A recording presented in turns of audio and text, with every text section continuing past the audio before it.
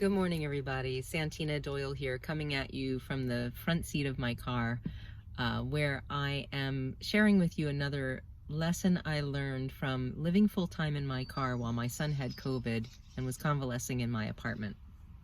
So, if you'll recall, 2 weeks ago, I introduced the story of my son getting COVID and my car camping experience, and that I learned a lot from having to live full-time out of my vehicle.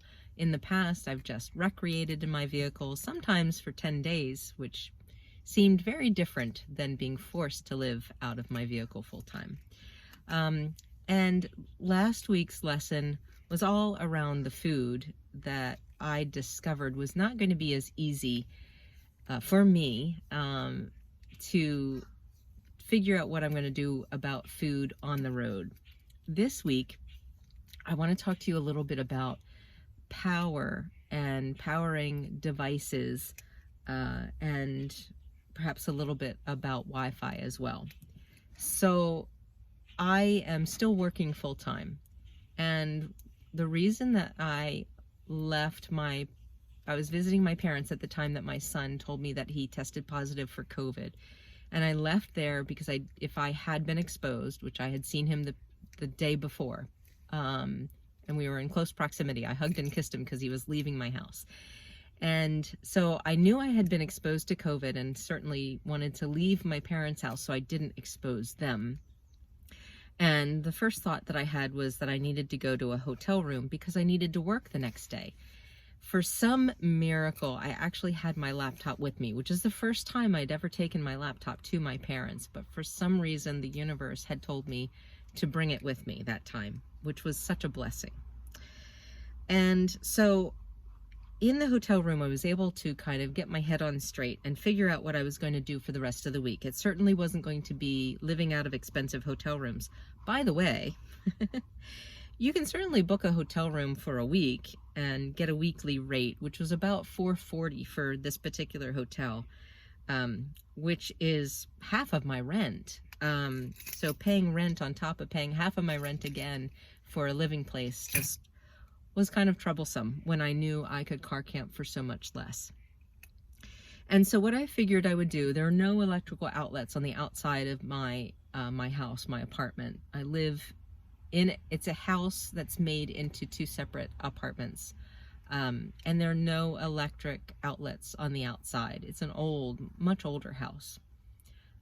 So what I figured I would do is buy a long extension cord and then put a mask on, run in, plug it in, and then extend it out to the outside of the house. And the best place I knew to do that was going to be the front porch, because I get Wi-Fi on my front porch, but not out my back. And the front porch is shaded for most of the day. It just gets to be full sun in the later afternoon, like 2 o'clock on. And so I figured I'd be working on the front porch, even though, unfortunately, I live on a very busy road. And so there's a lot of traffic noise, including semi-trucks and Amish buggies. What a weird combination, right? That's where I live. So in addition to buying the extension cord to power the laptop that I already had with me, I decided that I probably wouldn't be able to use the audio of my laptop for meetings. And perhaps they'd be able to hear me because the microphone is rather noise canceling or directional, meaning that when I'm talking through my laptop microphone, people can hear me pretty clearly. It doesn't appear to allow very much background noise, which is good. But I have some hearing loss, probably from playing my Walkman way too loud when I was younger. And so it's very difficult normally in a quiet situation for me to hear people over my laptop speaker. But in a road noise situation, it was absolutely impossible. And I had at least one presentation that I had to give that was being recorded for people to view later for some awareness and training. And so I knew that the audio had to be as good as possible. So I also purchased a set of earbuds for my phone. And with the conferencing software that we use, I was able to dial into the conference as well as get into the conference on my laptop to see the visuals or display the visuals. And so I would mute my laptop so that no one would hear me through that speaker, and they would only hear me through the phone connection that I was making to the conference call. And that microphone on those earbuds was fairly noise canceling as well. So when I did test this with people on the call, they said they could hear my voice clearly, but they couldn't hear the traffic noise. Thank goodness. The other thing that I needed to purchase was a charging cable for my phone.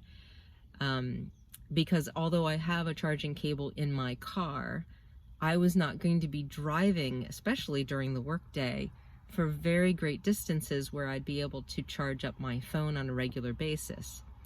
And so I needed to keep my phone at 100% charge during the day through my laptop. So I got a USB Lightning charger.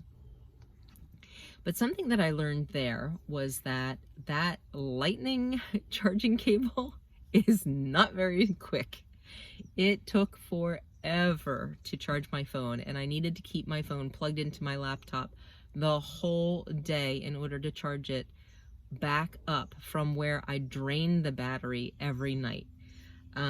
So with very little to do, since I was living outside of my home and not having the creature comforts of my library of books, I was reliant on the Wi-Fi and YouTube in order to have entertainment in the evenings when it was dark. And trust me, when it got dark or dusk around here, the mosquitoes came out like crazy. So I always made sure to put up my hatchback tent well before dusk so that none of the mosquitoes would get into my car. And then I would close up the doors in order to make sure I didn't have mosquitoes in the vehicle at night. That would have been horrible. So I used my phone as my entertainment the whole week and a half that I was car camping. And because I stay up until 11 o'clock at night, I was draining my phone battery every night playing videos, and then would have to charge it every day.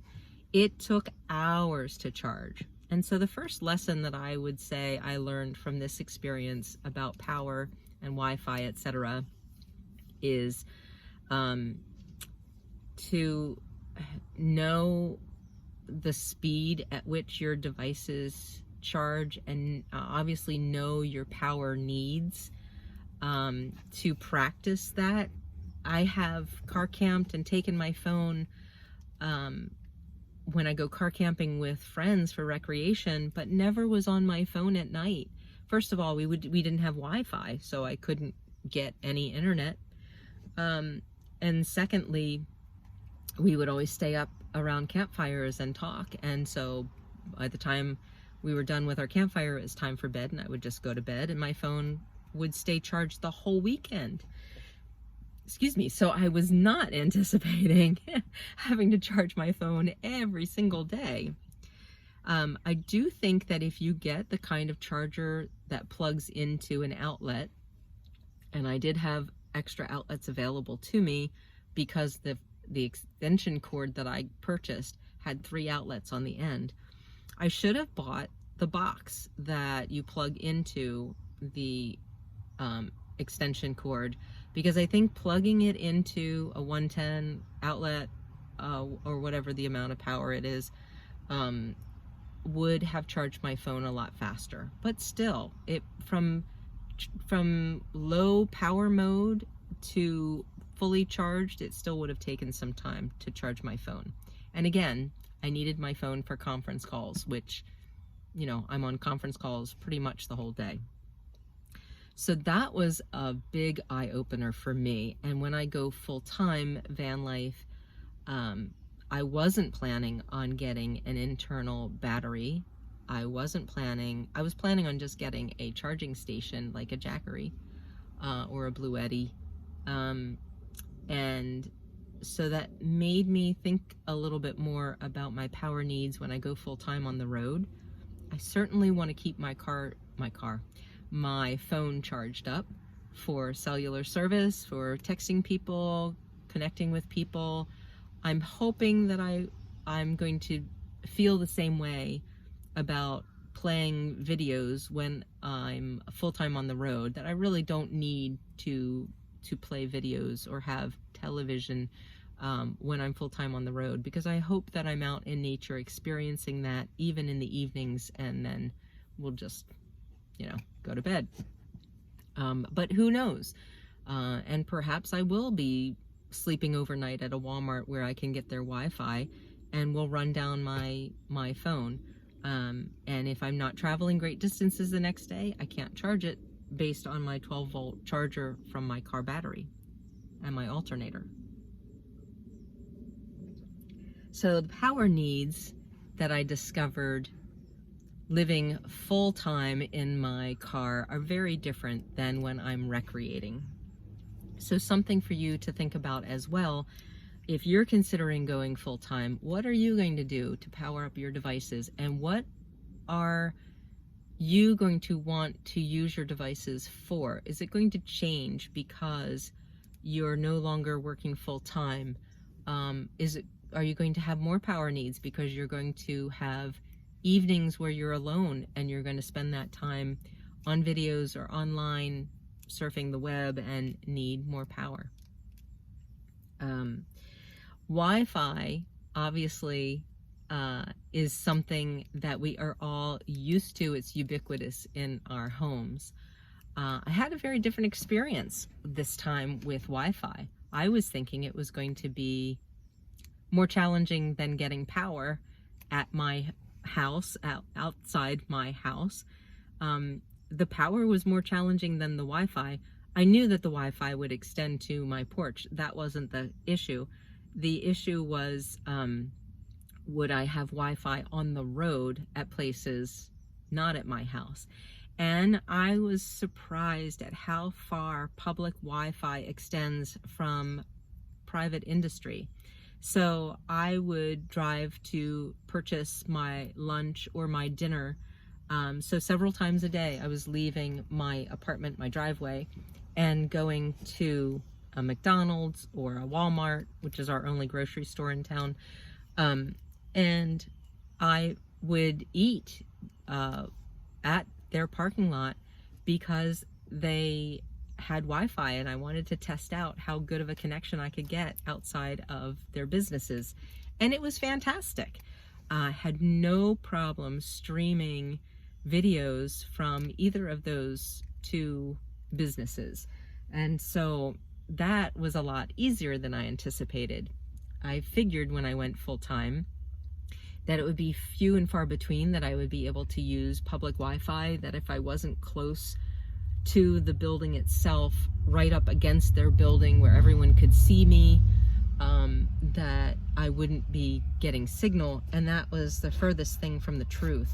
So the Walmart signal that I got, and I'm sure every Walmart's different, every McDonald's is different, but the signal that I got was from the parking lot, deserted, empty parking lot of multiple businesses that were next to Walmart. I wasn't even in the Walmart parking lot, and was able to stream on their Wi-Fi. And it was open Wi-Fi, and I didn't need any kind of code. Now, I do information security or cybersecurity for a living, and what I can tell you is that you don't want to be on a public Wi-Fi and do things like financial transactions with your bank. You don't want to log in with passwords that you don't want potentially to be stolen. And so for that, you probably want to make sure that you get a VPN, a virtual private network, which is software that you can download from the app stores, and use that in any time that you're trying to secure your transmissions, including your passwords. But if you are just watching videos, there is plenty of Wi-Fi out there. I live in a rinky-dink town, and again, Walmart's the only grocery store. That's how small the town is. And the Wi-Fi was just prolific and fast. Wasn't, my Wi-Fi wasn't hesitating. I was able to stream with no hiccups. And I had multiple sources of that Wi-Fi. So the Walmart, the McDonald's, and probably the Starbucks. I didn't try them out. So where I thought power was not going to be an issue, it was. And where I thought Wi-Fi was going to be an issue on the road, it wasn't. And so that was an eye-opener. And I wanted to share those lessons with you, and also ask you if you have any questions about Wi-Fi or power when you're full-time on the road. Or what are you planning to do? Are you going to be getting a power station? Are you going to be getting an onboard battery? And how do you plan to charge that? Are you going to go with solar or some other power source? Let me know in the comments, and let me know if you have any questions. I'll try to answer them next time. In the meantime, take care and safe travels.